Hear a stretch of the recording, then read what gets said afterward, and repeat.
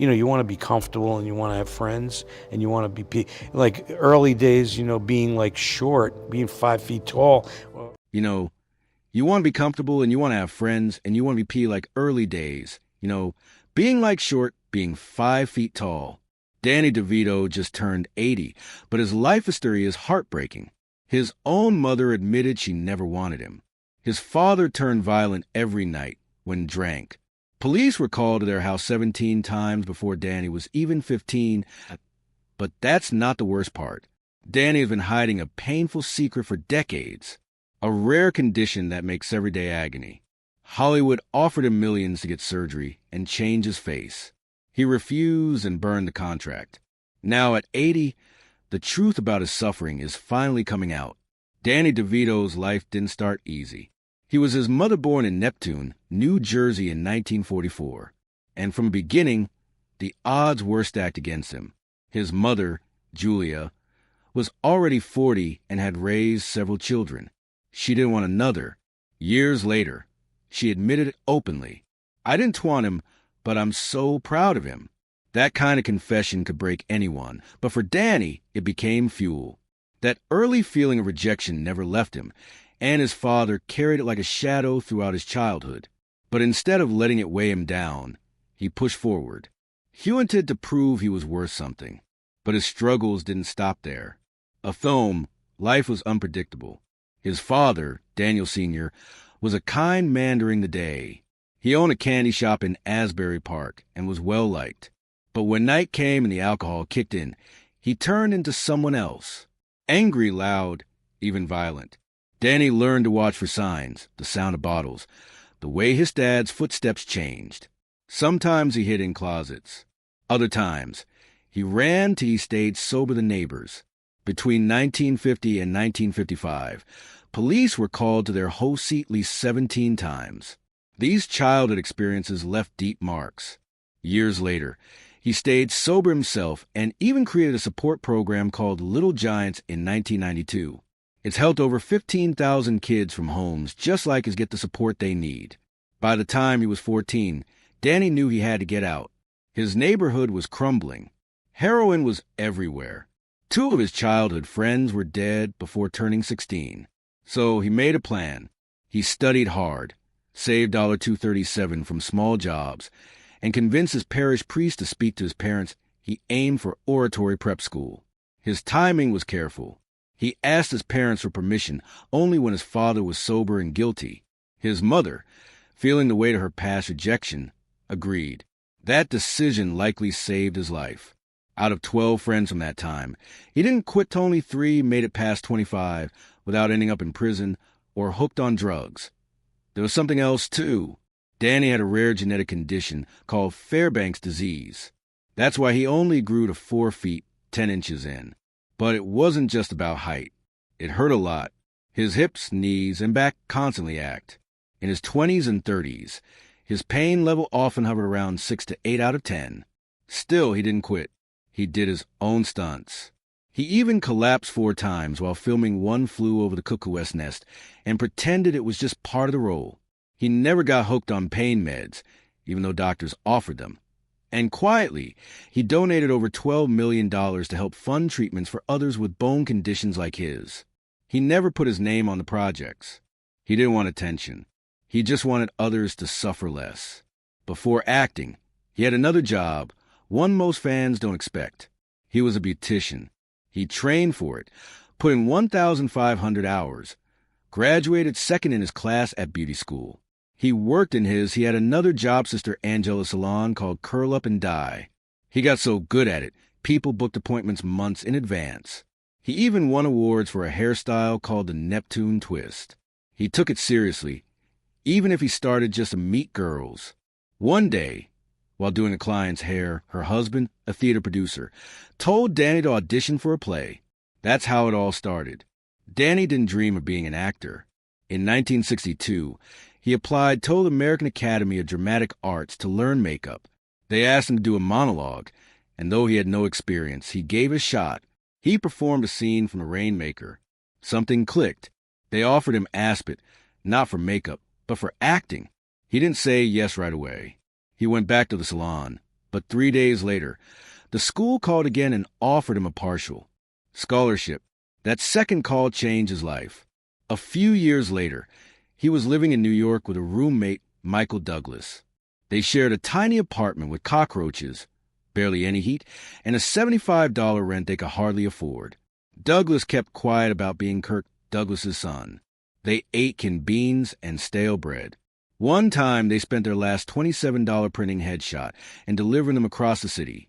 While Douglas booked some roles, Danny kept getting rejected, but the bond stayed.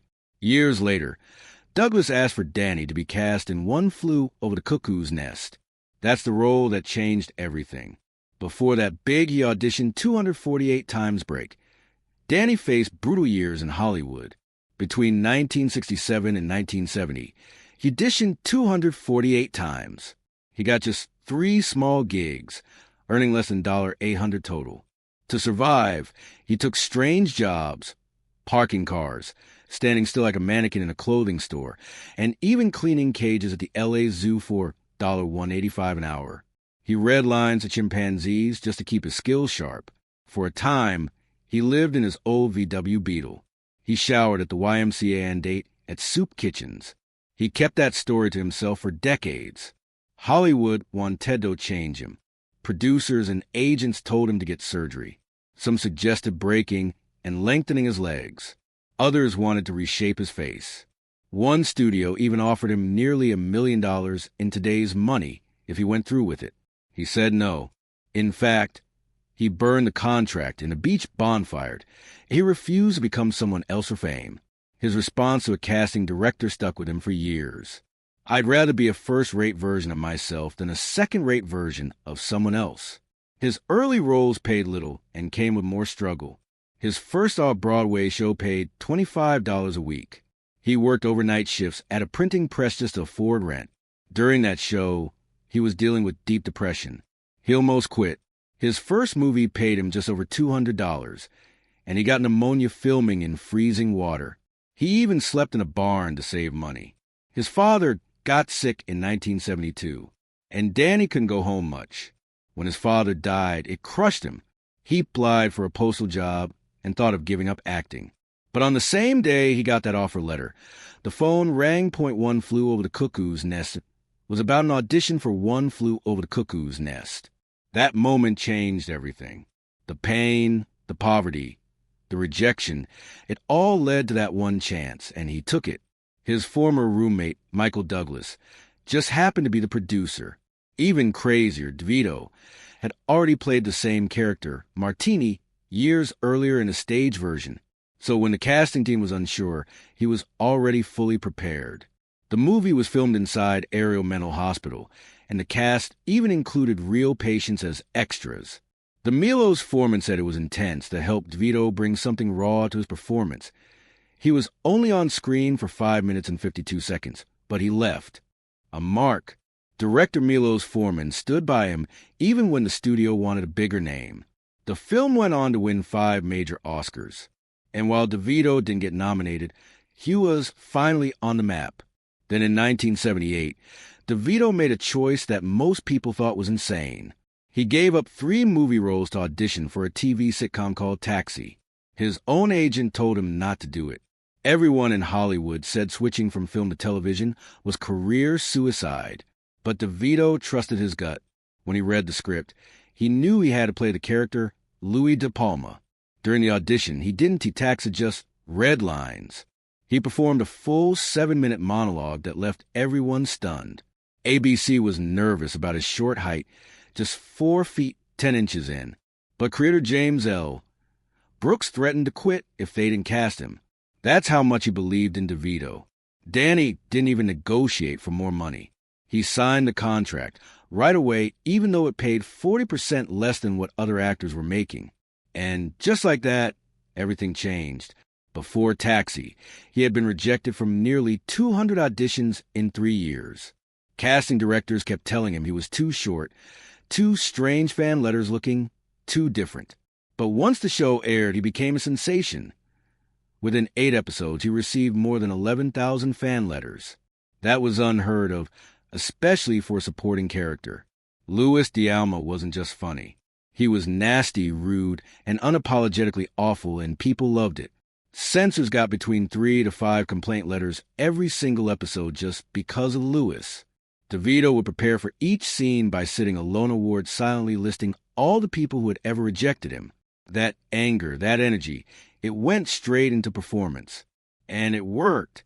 By 1980, 93% of Americans could recognize Louis De Palma just from his voice or outline. His dispatch booth, built to match DeVito's size, became one of the most iconic sets in TV history. Then came the awards. In 1980, DeVito won a Golden Globe. A year later, he won an Emmy. It shocked everyone. Louis De Palma wasn't a typical hero or even a likable character, but people couldn't look away. The Emmy win was a especially sweet Emmy win because DeVito had been ignored during the show's first season. When he finally got his trophy, he just said 12 words. "Thank you. I'm really happy about this." Taxi is the best show on television. It became the shortest acceptance speech in Emmy history. That same year, Vegas betting sites had Jack Albertson as a favorite to win the Golden Globe. DeVito beat him. Behind the scenes, some judges didn't even want to nominate him. They thought his character was too awful to reward. But his win changed everything. IT proved that audiences could love villains too. That idea shaped TV for decades.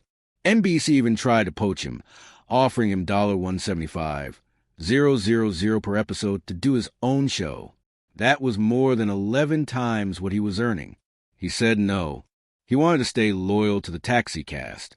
Somewhere in the middle of all that success, DeVito met Rhea Pullman, and it happened in a weird way. She was actually dating DeVito's roommate, and came over to break up with him. That's when she met Danny. They talked for 6 hours that night. DeVito later said he knew within 22 minutes that he wanted to marry her. A year later, Pullman joined Taxi to play Lewis. The producers didn't even know they were dating in real life. Their chemistry was so real that everyone thought it was just great acting. They secretly moved in together after only 2 weeks, cramming into Danny's tiny 450Q FT apartment. Even after they got married in 1982, they kept separate dressing rooms on set to avoid any favoritism. What most people don't know is that they were also working together behind the scenes. In 1983, they quietly started Jersey Films, their own production company. They did it at night, and on weekends while still filming, he made the jump to film Taxi. Over 40 years later, they've been in 17 projects together and even created a rule. They'd never go more than 2 weeks without working on something creative as a team. Once Taxi ended in 1983, DeVito did something most TV actors couldn't pull off. He made the jump to film successfully. That same year, he landed a role in Terms of Endearment, which won Best Picture at the Oscars. In 1984, he stole scenes in Romancing the Stone, which made over $115 million on just a $10 million budget. He teamed up with Michael Douglas and Kathleen Turner again for the sequel, The Jewel of the Nile. Around the same time, he took a smaller role in Johnny Dangerously just to stay visible on screen. He was making smart moves, stacking up film credits while building momentum. But in 1986, he went full villain in Ruthless People. He played a greedy man who refuses to pay ransom after his wife is kidnapped, and people loved it. The movie cost $7.5 million and earned over $71 million. He went full villain DeVito, got a Golden Globe nomination. His performance was so wild. It became the centerpiece of the entire film. He wasn't afraid to be hated. That confidence opened more doors. In 1987, DeVito made his directorial debut with Throw Mama from the Train. He told the producers he'd only act in it if he could also direct. He won. The filming locations were carefully chosen all over Los Angeles. He even tried to get Brian, he made his directorial debut to Palma, to appear in the film, but scheduling didn't work out. And Ramsey, who played Mama, did many of her own stunts even after surgery. And the bruises she got didn't stop her. The final train scene took 6 days to shoot and was filmed using a private track in Valencia. The movie earned DeVito critical praise and another Golden Globe nomination. Then in 1988 came Twins. The idea was wild. Pair DeVito with Arnold Schwarzenegger as long-lost twins. It sounded like a joke, but it worked. The two stars, along with director Ivan Reitman, took no upfront salary. Instead, they made a deal to split 40% of the profits. It was a huge risk, but it paid off. The film made $216 million worldwide, which would be over $500 million today.